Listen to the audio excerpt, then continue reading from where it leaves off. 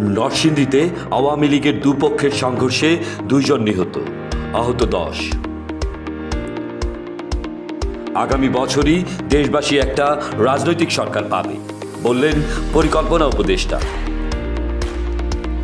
জাতীয় ঐক্যের মাধ্যমে ভারতকে 2টি বার্তা দিল অন্তর্বর্তী সরকার। ঢাকার বাসে নৈরাজ্য, 2000 কোটি টাকার ঋণেও সমাধান নেই। 9 ডিসেম্বর ঢাকা আসছেন ভারতের পররাষ্ট্র সচিব, নিশ্চিত করল দিল্লি। নির্বাচনে দল ও প্রার্থীদের আর্থিক সহায়তা দেবে ইসি। দেশে সবচেয়ে দামি গাড়ি এখন রোলস রয়েস, 6 মাসে এসেছে 8টি। সামরিক আইন জারির জন্য ক্ষমা চাইলেন দক্ষিণ কোরিয়ার প্রেসিডেন্ট। সম্ভাবনা থাকলেও বিকশিত হয়নি তৈরি পোশাকের বাইরে কোনো খাত, জানালেন বিশ্লেষকরা।